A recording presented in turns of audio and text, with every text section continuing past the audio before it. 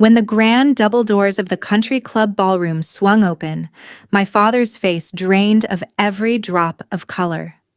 For 15 years, he had treated my military career like a glorified joke, telling his wealthy corporate friends that I was just playing soldier, while my golden boy stepbrother ran the family business. But as I walked down the aisle in my immaculate navy dress whites, the entire room went dead silent. 200 active-duty Navy SEALs and elite operators, men whose lives I'd managed and supported across classified missions, stood at crisp attention and rendered a sharp, unified salute. My father dropped his glass. His hand was visibly trembling as he realized he had spent a decade belittling a woman who held the respect of the nation's deadliest heroes. Follow my story until the end and comment the city you're watching from, so I can see how far my story has reached.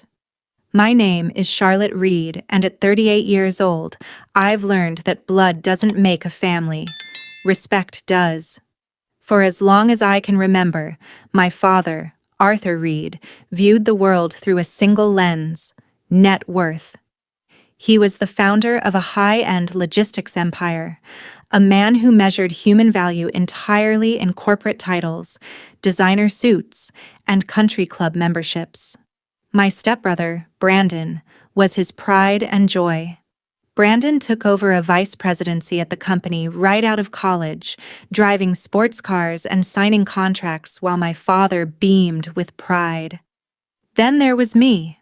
When I enlisted in the Navy right after finishing my degree, my father didn't just disagree with my choice, he made it his personal mission to ridicule it. To Arthur, joining the armed forces wasn't an honorable calling. It was a cheap, shameful embarrassment to the Reed name. Every holiday dinner turned into a spectacle. He'd pour himself a top-shelf scotch, look across the table at his wealthy corporate friends, and laughingly introduce me as his daughter who likes to play soldier in muddy boots. He insisted I was wasting my life pushing paperwork for pennies while real men built fortunes. He had no idea what I actually did, nor did he care to ask. He simply assumed I was at the bottom of the ladder, weak and insignificant. But as the years went on, I stopped trying to earn his approval and started building a life he couldn't even fathom. What my father never knew, what he wasn't even cleared to know, was that I wasn't pushing paperwork in some dusty back office.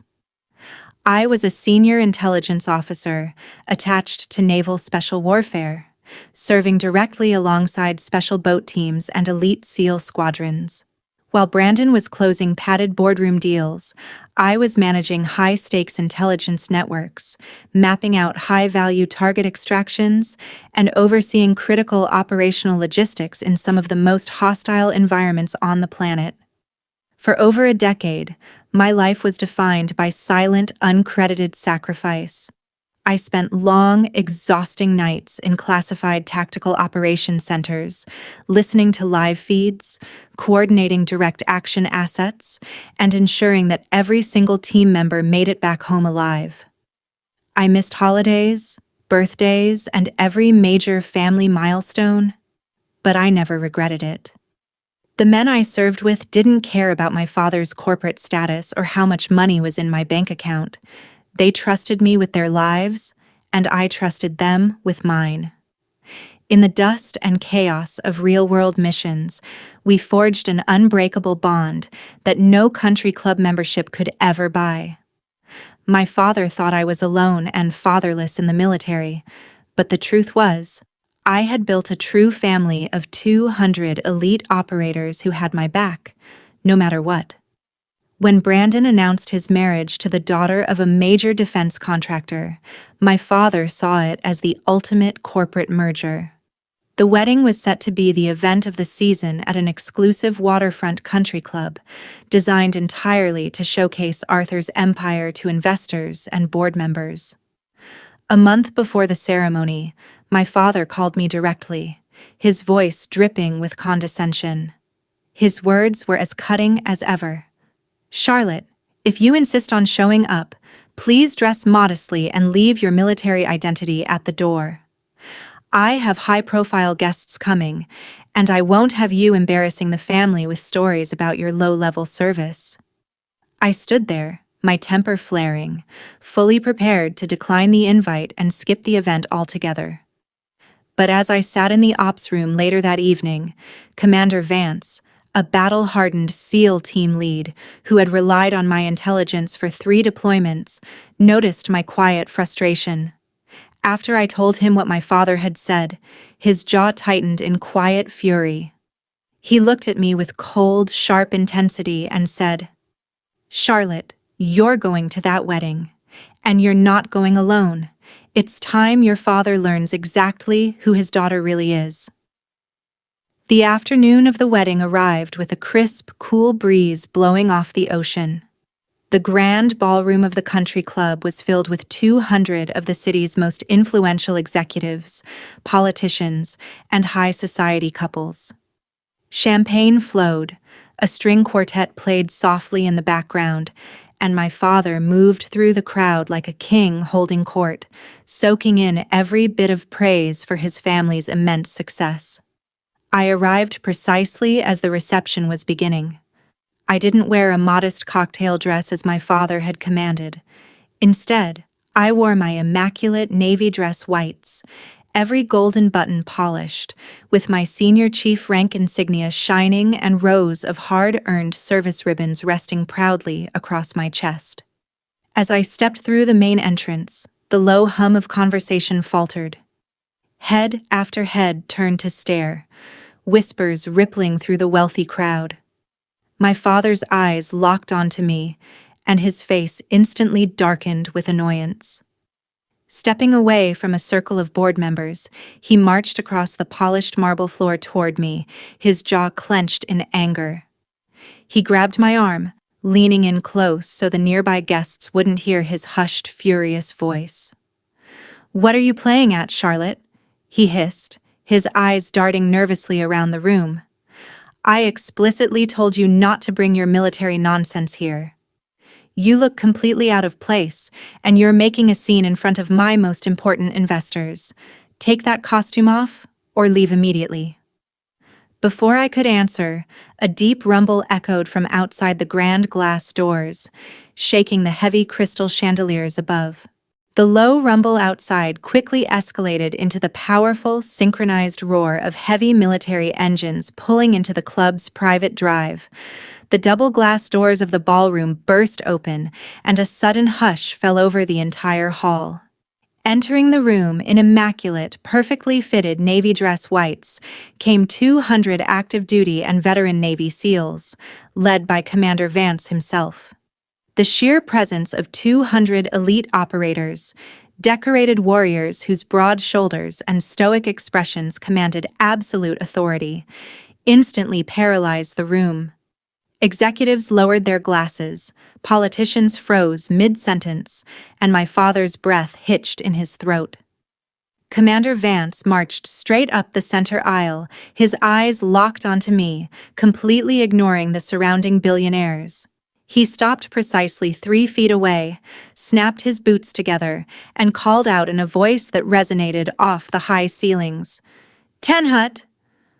In one breathtaking split-second movement, all 200 operators snapped to attention. In perfect thunderous unison, 200 right hands raised to render a sharp, flawless salute directly to me.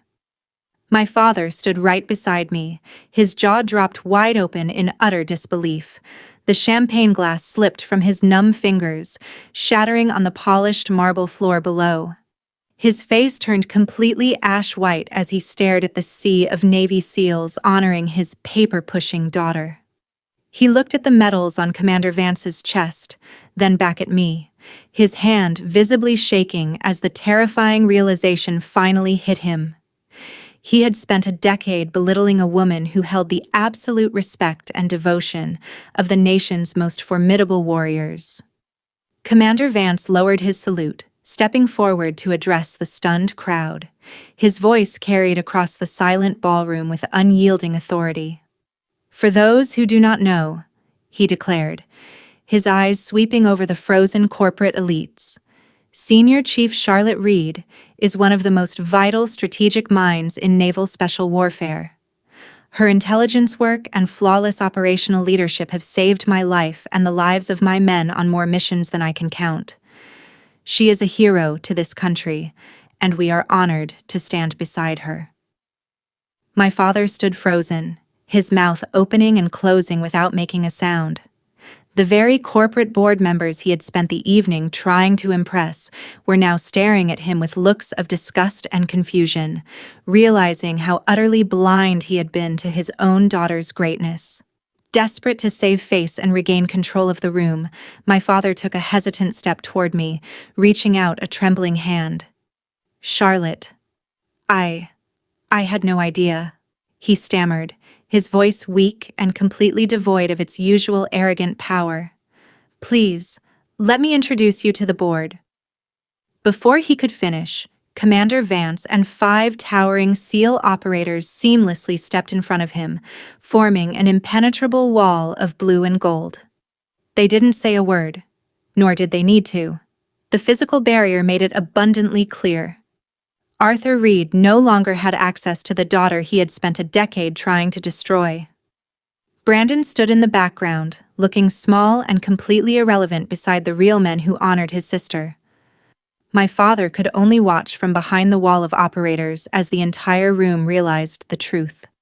With a calm, steady breath, I turned my back on my father, my stepbrother, and the world of superficial wealth they held so dear. Surrounded by my real brothers in arms, I walked out of that country club with my head held high, leaving Arthur Reed to face the silent judgment of his peers alone. He had spent my entire life measuring value in dollars and titles, but that night, he was forced to watch a room full of country club elites realize that all his money couldn't buy a single drop of the loyalty, honor, and respect his daughter commanded.